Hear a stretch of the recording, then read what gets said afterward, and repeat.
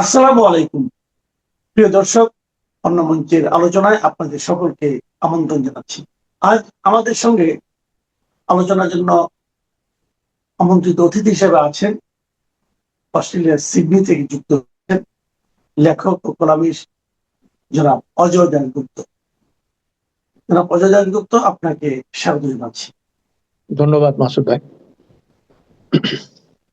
দাদা, এর মধ্যে অনেক কিছুই ঘটে গেছে, কিন্তু একটা খুব একটু আলোচনা আপনি কিভাবে করবেন আমি জানি না, বাট আমার কাছে খুব মানে মনে হয়েছে যে যখন আমরা শুনতাম অন্তর্বর্তীকালীন সরকারের সময়, এবং খুব প্রবল ভাবেই শুনতাম যে দিল্লি না ঢাকা, ঢাকা ঢাকা, এই ধরনের একটা স্লোগান আমরা খুব শুনতাম।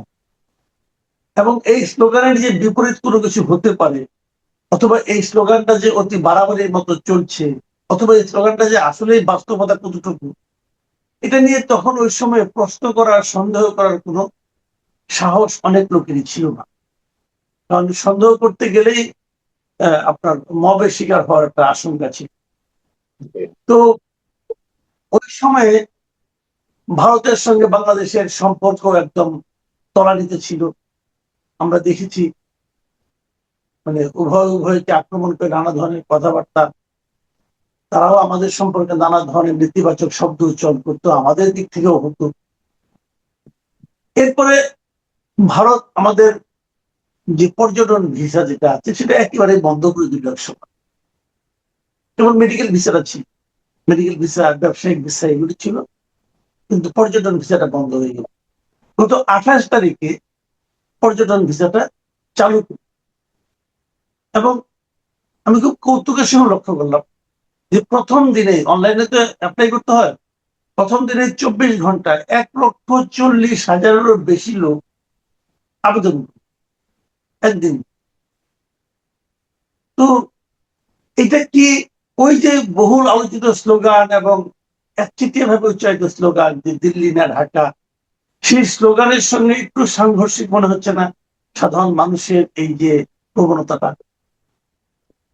আপনাকে অনেক ধন্যবাদ এবং আমাদের দর্শক শ্রোতাদেরকে আমি প্রথমে একটু অনুরোধ জানাই, এই প্রশ্নের উত্তর যখন আমি দিব বা আলোচনা করব, আপনারা আমার ধর্মীয় পরিচয়টা প্লিজ ভুলে যাবেন, না হলে আমাকে আপনারা গালাগালি ছাড়া আর কিছু করবেন না।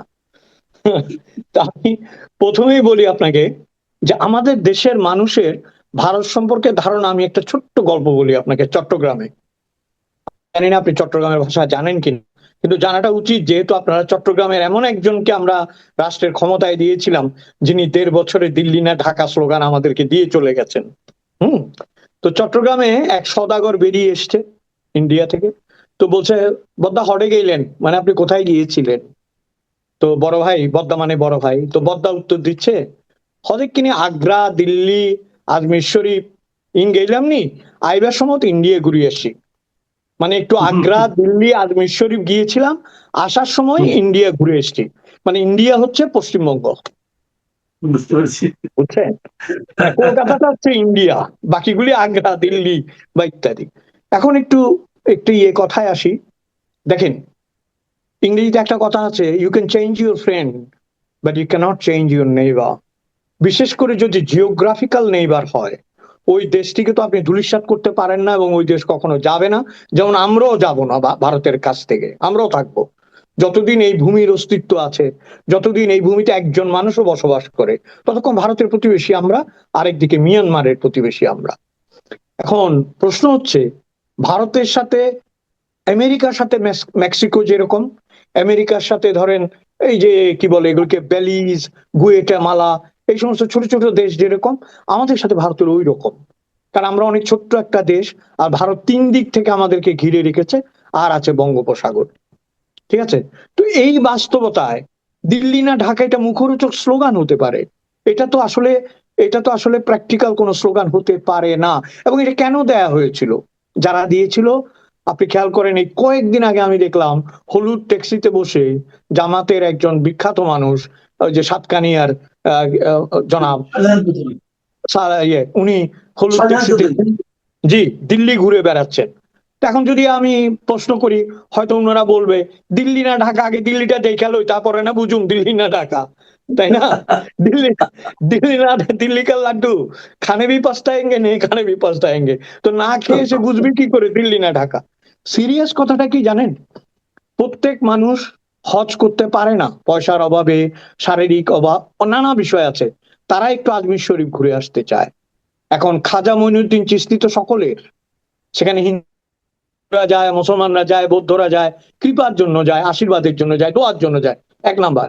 2 নাম্বার হচ্ছে বুদ্ধ ধর্মের, আমি 2 বার গিয়েছি বুদ্ধ গয়ায়, আমি আজমির শরীফও গিয়েছি। এই যে বুদ্ধ গয়াটা হচ্ছে বুদ্ধের আপনার কি বলে সিদ্ধি লাভের জায়গা। পৃথিবীব্যাপী যারা বুদ্ধিস্ট আছে তাদের সকলের একটি তীর্থস্থান হচ্ছে বুদ্ধগয়া, যেটা বিহারে। তারপরে সারনাথে যেখানে প্রথম সেমন হয়েছিল, যেখানে প্রথম বুদ্ধ বাণী দিয়েছিলেন, সেটিও ভারতে, সেখানেও গিয়েছি আমি। তারপরে দেখেন মুসলমান, হিন্দু, আর হিন্দুদের তো সবই, গয়া, কাশী, বৃন্দাবন। তো একটা হচ্ছে আপনার পিলগ্রিমেজ, যেটাকে আমরা ধর্মীয় ভ্রমণ বলি। দ্বিতীয় হচ্ছে চিকিৎসা, এটা সবচেয়ে ইম্পর্টেন্ট। আমার ভগ্নিপতি নিজেও যায় ও মেডিকেল ভিসা নিয়ে, কারণ বাংলাদেশে তাকে, বাংলাদেশে কি হয় জানেন, আমার একবার হাতের এখানে ফুলে গেল, বিশাল করে ফুলে গেল, এবং আমি ডাক্তার দেখালাম, তো আমাকে রায় ঘোষণা হলো যে আমার এখানে ক্যান্সার হয়েছে, স্কিন ক্যান্সার। তো আমরা সিদ্ধান্ত নিলাম যে আমার ওয়াইফের কাকা, উনি বিখ্যাত একজন সার্জন ছিলেন, পশ্চিমবঙ্গে মারা গেছেন উনি, উনার কাছে একবার দেখিয়ে তারপর আমরা সিদ্ধান্ত নিব।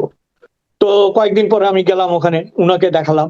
উনি দেখে বলতেছে, তোমাদের এই যে এত বড় ডাক্তার, বলে ডিগ্রি লেস তো দেখি আমার চেয়েও বড়। উনি বলল, বলে কিন্তু হুম। প্রত্যেক ডাক্তারকে একটা অবজারভেশন লিখতে হয় যে এখানে কি হয়েছে। বলে ওইখানে সে একটা প্রশ্নবোধক দিছে, এরকম প্রশ্নবোধক দিলে তো আমাদের দেশে চাকরি থাকবে না। তখন উনি আমাকে বললো, দেখি তোমার হাতটা, এবং আমাকে কয়েকটা এক্সারসাইজ দিয়ে একটা নর্মাল পেইন কিলার দিল। আজকে 50 বছর আমার আর কোনো সমস্যা হয়নি। কিন্তু ওইখানে বলে দিয়েছে আমার বায়োপসি করতে হবে, আমার ক্যান্সার। আমাদের দেশে কিন্তু প্রচুর ডাক্তার আছে যারা মেধাবী, আমাদের দেশে প্রচুর চিকিৎসক আছে, আমার পরিবারে অনেক ডাক্তার আপনার কষ্ট করে পড়াশোনা করে ভালো ডাক্তার হয়েছে, এরকম তো অসংখ্য অসংখ্য ডাক্তার আছে আমাদের। বিশেষ করে মফস্বলে যারা ডাক্তার, তারা যদি ভালো না হতো, মফস্বলের এই মানুষগুলো তো বাঁচতে পারতো না। তারাই বাঁচিয়ে Right. রেখেছে তাদের চিকিৎসা হুম। দিয়ে। এবং আমি এখানে এসে যে জিনিসটা দেখেছি মাসুদ ভাই, সেটা হচ্ছে এখানে বনেদি বনেদি রোগ হয়, হালকা হালকা রোগ হয় না, কারণ ডিসেন্ট্রি নাই, পানি ভালো, খাওয়ার ভালো। তো এই বেটার তো জীবনে ডিসেন্ট্রি হয় না, তো ওই ডাক্তার বেটা জানেই না ডিসেন্ট্রি কি। আমি যখন দেশ থেকে আমি যখন দেশ থেকে ডেঙ্গু নিয়ে আসলাম, আমার ডেঙ্গু ভালো হয়ে আমি দেশ থেকে এসে, আমার জিপি পলিশ অস্ট্রেলিয়ান, মানে পোল্যান্ডের অস্ট্রেলিয়ান, উনার যখন ডেঙ্গু বললাম, বলে দাঁড়া দাঁড়াও, অনেকদিন পরে নাম শুনছি। ও কম্পিউটারে ওটা সার্চ টার্চ করে বলে বেঁচে গেছো তুমি, আমারে বলে, বুঝছেন? তো অনেক জি। বিষয়ে আমাদের ডাক্তাররা অনেক অভিজ্ঞ। আমি কথাটা সংক্ষেপ করে বলি, এই দিল্লি না ঢাকা, এটা ছিল একটা চটকদারি স্লোগান, এটা ছিল ভারত বিরোধিতা, এটা ছিল সাম্প্রদায়িক একটা স্লোগান। কারণ দিল্লি না ঢাকা হলে তুমি কূটনৈতিক সম্পর্ক ছিন্ন করো নাই কেন? দিল্লি না ঢাকা হলে তুমি ফারাক্কা ব্রিজ ভেঙে দাও নাই কেন? দিল্লি না ঢাকা হলে তুমি আন্তর্জাতিক আদালতে নালিশ করো নি কেন? তুমি এগুলো করেছো দেশে একটা মব তৈরি করার জন্য। এবং মাঝখানে কি ভারত হলো, আমি ভারতকে নিষ্পাপ বলছি না, ভারতের সাথে সমস্ত প্রতিবেশী দেশের সমস্যা আছে, ভারতের সাথে সমস্ত, নেপালের সাথে সমস্যা আছে, নেপালিরা পছন্দ করে না। আমি মনে করি ভারতীয়রা হচ্ছে আপনার কালেকটিভলি, ওদেরকে ভালো বলা যায় না, কিন্তু সিঙ্গেল পার্সন হিসেবে ভালো, আপনার বন্ধু হিসেবে ভালো, আত্মীয় হিসেবে ভালো। যখন কালেকটিভলি ভারত হয়ে যায়, তখন কিন্তু ওদের সাথে খটমট, শ্রীলঙ্কার সাথে খটমট, নেপালের সাথে খটমট, আপনার ভুটানের সাথে খটমট, সবার সাথে খটমট, আমাদের সাথেও খটমট। কিন্তু এটাকে হ্যান্ডেল করতে হবে অন্য উপায়ে। এই যে আপনি আপনি যে তথ্যটা দিলেন, 24 ঘন্টায় বোধহয় 1 লক্ষ কত হাজার, 40,000 যে অ্যাপ্লিকেশন পড়েছে, এগুলি সব কি আপনার অমুসলিমরা দিয়েছে? এখানে মুসলমান আছে, বৌদ্ধ আছে, খ্রিস্টান আছে, হিন্দু আছে, সবাই দিয়েছে। এবং আমি যে কয়েকটা সাক্ষাৎকার দেখেছি, সে সাক্ষাৎকারে আমি দেখলাম যে ভদ্রমহিলারা বলছেন যে চিকিৎসার খরচ কম, যাতায়াত সুবিধা, ভাষার সুবিধা, বাংলায় কথা বলতে পারে। তারপরে ধরেন ওই যে বললাম, ভারতীয়রা কালেকটিভলি কিরকম জানেন, ওরা মূলা তুলে না, একবারে টাইনা তুলবে না আপনাকে, আস্তে আস্তে খাবে, বুঝছেন? ওই যে এক বাড়িতে চাকর আসিল না, তো কাম ছেড়ে আরেক বাড়িতে জয়েন করছে। তুই জিজ্ঞেস, তুই আমাদের বাড়ি ছেড়ে গেছিস কেন? আপনি আমাদের খাওয়া দিতেন হেই সকালবেলা আর হেই বিকাল বেলা। এরা কিভাবে দেয়? করে সকাল বিকাল দেয়। তো ভারত হইলো কি, বুঝছেন, আপনাকে ঠিকই কিন্তু আদায় করে নিবে, বা ভেরি টেকনিক্যালি, আস্তে আস্তে। কিন্তু প্রশ্ন হচ্ছে, মানুষের একটা নির্ভরতা আছে, মানুষ ওই দেশের চিকিৎসককে বিশ্বাস করেছে। আর আমরা তো আমাদের চিকিৎসককে তাড়াতে পারলেই বাঁচি, একজনকে দেখলাম আগরতলায় ক্লাস নিচ্ছেন, আরেকজনকে কিভাবে অপমান করা হয়েছে আপনি দেখেছেন। এই যে আব্দুল্লাহ সাহেবকে কিভাবে অপমান করা আপনি হয়েছে। আপনি এই যে আব্দুল্লাহ সাহেবের কথাটা বললেন, অপমানের কথা বললেন, এটা কিন্তু এটা নিয়ে আমি দেখছি বিভিন্ন মিডিয়াতে এটা নিয়ে বেশ আলোচনা হচ্ছে, যে প্রফেসর আব্দুল্লাহ সম্পর্কে আপনি নিশ্চয়ই আপনাকে ধারণা আছে, আমার ব্যক্তিগতভাবে আমার নিজেরও অনেক ধারণা আছে, আমাদের পেশাগত জীবনেও আমি ওনার কাছ থেকে বহু ব্যাপারে আমি সাহায্য নিয়েছি, রিপোর্টের ব্যাপারে সাহায্য নিয়েছি। আপনাকে আমি একটা ঘটনা বলি। বাংলাদেশে এই যে আপনি ডেঙ্গুর কথা বললেন না, বাংলাদেশে যে ডেঙ্গু রোগটা আছে, এটা যে এডিস মশার মাধ্যমে সংক্রমিত হচ্ছে, এই তথ্যটা বাংলাদেশে প্রথম কিন্তু জনসমক্ষে এনেছিলেন এই ডাক্তার আব্দুল্লাহ। এবং তখন আমি জনকণ্ঠে চাকরি করতাম, জনকণ্ঠের রিপোর্টার ছিলাম আমি। ওনার কাছ থেকে এই তথ্যটা পেয়ে আমি প্রথম জনকণ্ঠে রিপোর্টটা করি, এবং সেটা তখন তোয়াব খান ছিলেন, ওইটাকে ফার্স্ট পেজে করে। এবং সেটা হলো প্রথম যে দেশের মানুষ ডেঙ্গু শব্দটা জানলো, যে ডেঙ্গু নামে একটা রোগ আছে। এবং ওখানে একটা ইন্টারেস্টিং তথ্য আছে, এটা আপনাকে বলি। আব্দুল্লাহ সাহেব কিন্তু আমাকে বলেছিলেন রোগটার নাম ডেঙ্গি। ডেঙ্গি। তো আমিও লিখেছিলাম ডেঙ্গি, কিন্তু তোয়াব খান সাহেব উনি বলেন এই ডেঙ্গি কেমন শোনা যায়, এটাকে ডেঙ্গু করে দিই। তো আমি আর না বলি না, আপনি যেভাবে ইচ্ছা লেখেন। তখন এইভাবে কিন্তু ডেঙ্গিটা ডেঙ্গু হয়ে গেল। পৃথিবীর একমাত্র দেশ বাংলাদেশ যেখানে নাকি ডেঙ্গু হয়ে গেছে আসল শব্দটার পরিবর্তে। এবং এই জন্য আমি নিজে একটু অপরাধ বোধে আক্রান্ত, কারণ এই কাজটা আমার কারণে হয়েছে। কারণ তোয়াক্কা যখন বললেন ডেঙ্গু করে দিয়ে, তখন আমার উচিত ছিল না বলা। যাই হোক, সেটা অন্য আলোচনা পরে আসি। তো যেটা বলছিলাম আমরা, যে আব্দুল্লাহ সাহেবকে নিয়ে যে ঘটনাটা ঘটতো, মানে ওনার মতো মানে ডাক্তার হিসাবে, শিক্ষক হিসাবে ওনার যে অবস্থান বাংলাদেশে, এটা আনপ্যারালাল, আনপ্যারালাল। ওনাকে প্রফেসর এমিরেটাস এই পদ থেকে সরাতে পেরে যে বিভিন্ন শিক্ষকদের মধ্যে যে উল্লাস আমি দেখতে পাচ্ছি, এবং সেটাকে জাস্টিফাই করার জন্য দেশ বিদেশ থেকে বিভিন্ন ডাক্তাররা যারা ওনারই ছাত্র, যে প্রাণান্ত করে চেষ্টা চালিয়ে যাচ্ছেন, কি বলবেন আপনি এটা? এটা তো ধরেন আমি প্রথমে একটু সিরিয়াসলি একটু বলি আপনাকে, সেটা হচ্ছে আমার যেটা প্রথম পয়েন্ট, আপনি বাংলাদেশে বসবাস করবেন, বাংলাদেশের প্রধানমন্ত্রী আপনাকে চিকিৎসক হিসেবে নিয়োগ দেবে বা অন্য একটা কেউ কারা সবাই মিলে তাকে নিয়োগ করবে। প্রথমত তার কোনো মানুষের সাধ্য আছে এটা না বলার? যদি ইচ্ছা নাও থাকে, কে কে না বলবে? আজকে যদি আপনাকে তারেক রহমানের প্রেস সচিব নিয়োগ করে, আপনি পারবেন না বলতে? আসলে আপনার যতই হা না আপনার বন্ধের দ্বন্দ্ব যাই থাক। দ্বিতীয় কথাটি হচ্ছে যে একজন ভদ্রলোক প্রধানমন্ত্রী চিকিৎসক হয়েছেন, এটা তো গৌরবের ব্যাপার। এটা তো অপমানের ব্যাপার না। এবং এটা তো এই ব্যাপার না যে আমি আজকে চিকিৎসক হয়েছি, আমাকে মনে রাখতে হবে 15 বছর পরে এর আমি কান ধরে নামাই দিব। এটা তো হতে পারে না। তাহলে তো মোস্তফা, আমাদের মোস্তফা না, নুরুল ইসলাম সাহেবের প্রথম যিনি আমাদের চিকিৎসক ছিলেন, জাতীয় অধ্যাপক, তাকে তো কবর থেকে তুলে আনা উচিত, কারণ উনি তো বঙ্গবন্ধুর চিকিৎসক ছিলেন, ব্যক্তিগত চিকিৎসক ছিলেন। প্রধানমন্ত্রিত্ব পদে যিনি থাকেন তিনি তো আর সব জায়গায় যেতে পারেন না, তাদের ব্যক্তিগত চিকিৎসকের প্রয়োজন হয়। গৌরবের বিষয়গুলোকে আমরা কিভাবে অপমান করছি। এবং আপনি যেটা বললেন যে তার ছাত্র যারা তার বই না পড়ে পাশ করতে পারতো না, সিরিয়াসলি তার যে বইগুলো মেডিকেলের উপর বাংলা বা ইংরেজিতে লেখা, এগুলো ছাড়া যারা পাশ করতে পারতো না তারা তার বিরোধিতা করছে। এবং এই বিরোধিতা করছে, ওই যে আপনাকে আমি বহুকাল আগে একটা গল্প বলছিলাম যে চিংড়ি মাছের রপ্তানি করে, তো তো চিংড়িগুলি লাফাচ্ছে লাফাচ্ছে দেখে থাইল্যান্ডের এক লোক বাংলাদেশি মালিককে সে ঘুমাইতেছে, তো জাগাইতেছে বারবার, বলছে স্যার স্যার চিংড়ি কিন্তু লাফাইতেছে, চিংড়ি লাফাইয়া উপর দিকে আইতেছে, সব যদি পড়ে যায় তো আমাদের বিজনেস হবে কেমনে? বাঙালি লোকটা এরকম চোখ খুলে তাকাইছে, চোখ খুলে তাকাই বলে তুই চুপ থাক। কয় স্যার আপনি কি এগুলির জন্য চিন্তা করবেন না? কয় না, কয়গুলি বাংলাদেশের চিংড়ি বেটা, একটা যদি লাফাই উঠে তিনটা পিছন থেকে টাইনা ধরে নামাই দিব, একটাও নামাইতে পারবে না, বুঝছেন? একটা যেই উপর দিকে উঠবে 5টা পা ধরে টানতে থাকবে, তুই এটা নিয়ে চিন্তা করিস না, বুঝছেন? এখন ঘটনা সেটা না, ঘটনাটা সিরিয়াস, আমার কাছে একটা ক্ষতের মতো মনে হয়েছে। আমি এটা সিরিয়াসলি আমি এই সরকারের আমলে এটা আশা করিনি। এখন আমাদের সমালোচকরা বলবেন এই সরকারের আমলে কি আশা করেছিলেন? এই সরকারের আমলে নিউট্রাল একটা ব্যবস্থা যাতে আবার ফিরে আসে, এটা আমরা সবাই চাচ্ছি। যে অকারণে কেউ হিংসার শিকার হবে না, অকারণে কেউ মবের শিকার হবে না, অকারণে কেউ আপনার ধরেন যে কোনো বৈষম্যের শিকার হবে না, এইটা আমরা চেয়েছি যে যা বাবা যা যা হয়েছে 1.5 বছরে অন্তত সেগুলো নিষ্পত্তি হোক বা মীমাংসিত হোক। এখন আব্দুল্লাহ সাহেবের কি এটাতে কোনো ক্ষতি হয়েছে মাসুদ ভাই? বরং লাভবান হয়েছেন উনি। লাভবান হয়েছে কেন? উনার যে ইমেজ, সেই ইমেজটা কোষ্ঠী পাথরে যাচাই হয়ে গেছে। এবং সেটা উত্তর, আপনি মানুষকে জিজ্ঞেস করে দেখেন, প্রত্যেকটা মানুষকে আপনি গোপনে জিজ্ঞেস করে বলবেন যে আপনার নাম লিখতে হবে না, এখানে একটা টিক দেন, উনি ভালো না খারাপ মানুষ, আপনি দেখবেন যে ভালো এমন হয়েছে না, মানে আপনার ওই ভালোর বাক্সটাই ভাইটা বেরিয়ে গেছে, এত পড়বে জমা। কারণ উনি তো ভদ্র লোক, উনি একজন চিকিৎসক এবং উনি সুচিকিৎসক। এবং আপনি যেটা বললেন যে ডেঙ্গি, উনি উনি আপনাকে প্রথম বলেছে, তো ওই ডেঙ্গি আর ডেঙ্গুতে আপনাকে একটা ক্রেডিট দিচ্ছি, একটা নতুন নাম চালু করলেন। আর ছোট্ট একটা গল্পও বলছি। গল্পটা হচ্ছে কি জানেন, এক লোক ইংরেজি বলতে এরকম বলে, আই লাইক, বুঝছেন, বলে আই লাইক মাঙ্গু, বলে মাঙ্গু না বেটা ম্যাঙ্গো, বলে এত ভুল ধরস কেন, স্লিপ অফ টাঙ্গু, বুঝছেন। ডেঙ্গু হয়ে গেছে ডেঙ্গি, হয়ে গেছে ডাঙ্গু, কিছু করার নাই। কিন্তু আমি আমি তীব্র ভাষায় একটা কথা বলতে চাই, এটা উচিত হয়নি। আব্দুল্লাহ সাহেবের প্রতি এই অপমানটা আমাদের দেশের চিকিৎসক সমাজকে, এবং যারা সুচিকিৎসক কত কথা বলছে, ধরেন উনি খালেদা জিয়া চিকিৎসা বাইরে লাগবে না বলেছে, এটা বলেছে, এটা বলেছে, ওগুলো অন্য প্রক্রিয়া ভাই। এটার না, সাথে একটা জিনিস আমি মাঝখানে একটু থামাই আপনাকে।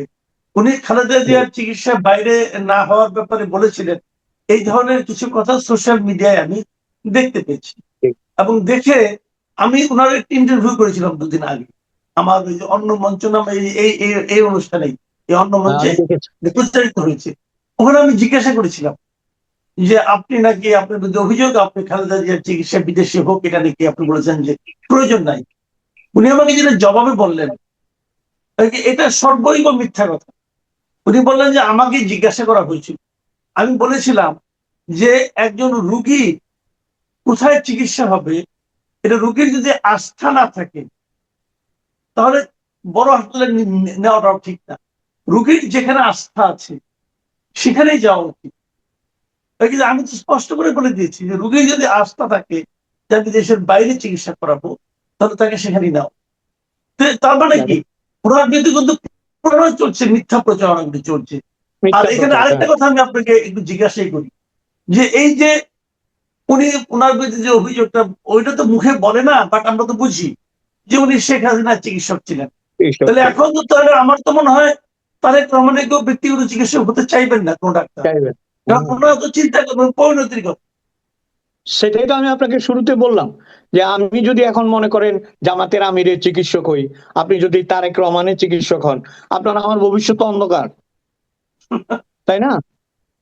এবং এই যে আমি আমি তো এই কথাটাই বারবার বলছি যে এই হিংসা, দেখেন এই হিংসা, এই বিদ্বেষ আমাদেরকে বঞ্চিত করছে। আমাদেরকে ওই যে সামন্তলাল, তিনি কত একজন ভালো চিকিৎসক ছিলেন, হ্যাঁ, আগুনের পোড়া মানুষদের যে নিরাময়ের জন্য, আর একটা মানুষও নেই যে তাকে রিপ্লেস করবে। এই হচ্ছে আমাদের, মানে আমাদের কপালটা দেখেন আপনি, এই হচ্ছে আমাদের ইতিহাস, এই হচ্ছে আমাদের বর্তমান, এই হচ্ছে আমাদের ভবিষ্যৎ। এবং আপনার যে খালেদা জিয়া চিকিৎসা করতো, হয়তো আওয়ামী লীগও তার প্রতি এরকম রুষ্ট ছিল, এই জায়গাগুলো থেকে বেরিয়ে আসতে হবে, তাই না? আপনার এই জায়গাগুলো আমি বেরোবার তো কোনো আরেকটা লক্ষণ প্রশ্ন নেই। বলি আপনাকে, জানতে চাই, বলেন। আমার সময় প্রায় শেষ হয়ে গেছে। এটা হলো, আপনি দেখেছেন আমাদের একজন বড় নেতা জনাব হাসান হক ইনু, ওনাকে, ওনার বিভিন্ন কর্মকাণ্ডের জন্য ওনাকে শাস্তি দেওয়া হয়েছে। তো এটা আপনি জানেন, এটা নিয়ে আপনার একটু মন্তব্য শুনতে চাই ছোট করে। আমি এক লাইনে আগে একটু শেষ করে, আমি সবসময় আব্দুল্লাহ সাহেবের পক্ষে, এটা বলে আমি আচ্ছা, চিকিৎসক আব্দুল্লাহ পক্ষে।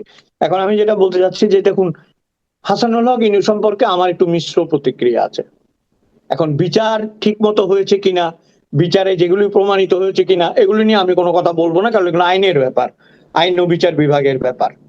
এখন আমার প্রশ্ন হচ্ছে, এই ভদ্রলোক একসময় জাসদের তুখোর নেতা ছিলেন, এবং কথিত আছে যে বঙ্গবন্ধুর হত্যার পরে ট্যাঙ্কের উপর উঠে যারা নেচেছিলেন সেখানে তার ছবি আছে, তিনি ছিলেন। এটা তিনি বারবারই অস্বীকার করেছেন, অপরপক্ষ বারবারই প্রমাণ করেছে যে তিনি ছিলেন। কাজে এটা একটা অমীমাংসিত সত্য, কিন্তু এই কথাটা আছে। এবং গণবাহিনী 1975 সালে ঢাকা স্টেডিয়ামে একটি খেলার সময় যে প্রচারপত্র বিতরণ করে, যেখানে আসলে বাংলাদেশের ইতিহাসের একটা টার্নিং পয়েন্ট, সেইখানে তিনিও ছিলেন সেই প্রচারপত্র বিলিতে, এরকম একটা অভিযোগ আছে। থার্ড অভিযোগ হচ্ছে তিনি জোট বদলাতেন, এই জোট ও জোট। পরে তিনি 14 দলীয় জোটে আসার পরে আমার কাছে যেটা সবচেয়ে আপত্তিকর মনে হতো সেই সময়কালে, তিনি একজন ইঞ্জিনিয়ার মানুষ, বুয়েটের শিক্ষিত মানুষ, এবং আপনার তার কত ফলোয়ার, তার জাসদের কত মানুষ, কর্মী টর্মী, তিনি সবকিছু ভুলে গিয়ে প্রতিদিন সকালে উঠে একবার করে খালেদা জিয়াকে গালাগালি করতেন। এবং মাঝে মাঝে আমি আমাদের প্রাক্তন প্রধানমন্ত্রী চেহারা দেখে মনে হতো যে উনিও খুশি হন নাই, যে প্রত্যেকদিন গালাগালি করতে হবে কেন, বুঝছেন, এরকম একটা। কিন্তু উনি প্রত্যেকদিন গালাগালি করতেন খালেদা জিয়া, প্রত্যেকটা দিন, এভরি সিঙ্গেল ডে। আমাদের সমস্যা কি জানেন, ওয়াহিদ ভাইয়ের একটা কথা মনে পড়ছে, আমাদের সময়ও শেষ, আমি শেষ করছি। ওয়াহিদ ভাই বলতো কি, বলে বাঙালি এত আবেগ প্রবণ, অজয় উনি বলতো এত বেশি আবেগ আমাদের, বলে দুইটা মানে লিকলিকা মুক্তিযোদ্ধা একটা বিশাল পাঞ্জাবিরে মায়েরা ফেলছে গুলি করে, আবার নাকি দেখতে গেছে, দেখতে গিয়া বলছে বাপ রে বাপ, দেখ এটার বডি কত বড়, বলে শত্রুর ব্যাপারেও আমাদের আবেগ, বুঝছেন, বলে ওইটা আবার দেখতে গেছে এত বড় বডি। তো হইলো কি, এখন সবাই ইনু ভাই ইনু ভাই ইনু ভাই বলতেছে। আমি সরি, উনার হয়তো বিচার ঠিক হয় নাই, এটা ডিফারেন্ট ইস্যু, উনার শাস্তি বেশি হয়েছে, ভেরি ডিফারেন্ট ইস্যু, কিন্তু উনি যতদিন ক্ষমতায় ছিলেন উনি ক্ষমতার কোনো সুব্যবহার করেননি, উনি উনার মুখের যত্ন নেননি। বাল্য শিক্ষায় একটা কথা আছে, স্বীয় জিহ্বাকে শাসনে রাখিবে, তিনি শাসনে রাখেননি, আমাদের প্রাক্তন প্রধানমন্ত্রী শাসনে রাখেননি, আমাদের অনেক নেতারা শাসনে রাখেননি। সেই জীব তাদেরকে কোথায় কোথায় নিয়ে গেছে, দেশ ছাড়া করেছে, কারাগারে নিয়ে গেছে, এটা যেন মনে রাখি আমরা। আচ্ছা, আমি আরেকটা একটা প্রশ্ন করি, আপনি কিছু ছোট করে যদি বলেন, এটাও আমার জানার খুব আগ্রহ যে আপনি কি মনে করেন। কয়েকদিন আগে আমরা দেখলাম ভারতীয় একটা সংবাদ মাধ্যমকে একটা ইন্টারভিউ, শেখ হাসিনা বলেছেন যে উনি এবছরই দেশে ফিরছেন। তো প্রথমত আপনার কাছে আমার দুটো প্রশ্ন। একটা প্রশ্ন হলো যে এটা ওনার জন্য বলাটা আপনার কাছে কেমন মনে হচ্ছে, এবং এটা ওনার জন্য ঝুঁকিপূর্ণ হবে নাকি এটা কোনো রাজনৈতিক চাপ বলে আপনি মনে করছেন?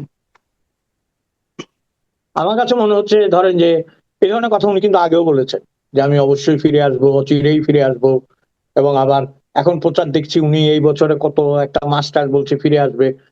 ফিরে আসলে ব্যক্তিগতভাবে উনার জন্য তো আমি মঙ্গলের কিছু দেখছি না, আমি তো দেখি না। এখন উনি কি আসলেই এই ঝুঁকি নেবেন? এবং যারা তাকে, এখানে দুটো জিনিস হতে পারে, একটা জিনিস হতে পারে যারা নিয়েছে তারা যদি পাঠিয়ে দেয় তাহলে তো আসতেই হবে, আমরা তো আর জানি না ভেতরে কি হচ্ছে, তা তো আসতেই হবে। আরেকটা জিনিস হচ্ছে, উনি যদি ওই ইচ্ছায়, হ্যাঁ, এবং রিস্ক নিয়ে, ঝুঁকি নিয়ে ফিরে আসে, তাহলে আমাদের রাজনৈতিক প্রেক্ষাপট অবশ্যই পরিবর্তিত হবে। তখন যারা তার বিরুদ্ধে আছে তারা সবাই একজোট হবে, এটা তো নিয়ম না?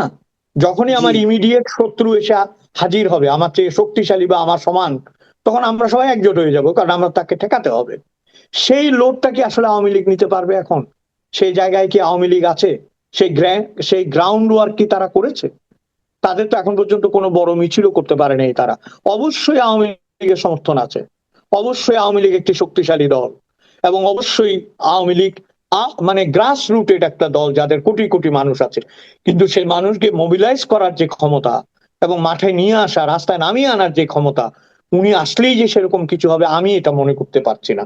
উনি অবশ্যই ফিরে আসতে পারেন, উনি তো আমাদের দেশের মানুষ না, চলে গেছেন সাময়িকভাবে, যেতে বাধ্য হয়েছেন, হ্যাঁ, যান বাঁচিয়েছেন, কেন ফিরে আসবেন না? ফিরে আসুন, মোকাবেলা করুন, এবং আপনার নেতৃত্ব দিয়ে আপনি পারলে জাগিয়ে তুলুন। সেটা অন্যদের জন্য চ্যালেঞ্জিং হলেও তো জাগাতে হবে। আপনার এই যে ছুপা রুস্তম থাকতে থাকতে তো জামাত বেরিয়ে চলে আসছে, তাই না? বহু বছর ছুপা রুস্তম ছিল, এখন তো আসল রুস্তম হয়ে গেছে। তা আপনিও আসুন, এসে করুন, কিন্তু আসবেন কিনা এই প্রশ্নের মীমাংসা আমি আপনি তো করতেই পারবো না। আমার মনে হয় যারা এখন ক্ষমতায় আছে তারাও ওই সমীকরণ সহজে মিলাতে পারবে না। শেখ হাসিনা কিন্তু জাদ্রেল খেলোয়াড়, উনি জানেন কখন কি করতে হবে, এটা তো আমাদের মানতে হবে, তাই না? এবং আপনার একটা জিনিস শুধু বলি আমি, উনি বারবার বেঁচে যান, এবং এই বেঁচে যাওয়াটাকে উনি অলৌকিক এবং তার জন্য একটা কাজের মানে গ্রাউন্ড বলে মনে করেন। কাজে উনি ফিরে আসবেন কিনা ঠিক সময় বলবে, সময়ই উত্তর দেবে। জি, অনেক ধন্যবাদ, অনেক ধন্যবাদ জনাব অজয় দাস। প্রিয় দর্শক, আজ এ পর্যন্ত। আল্লাহ হাফেজ।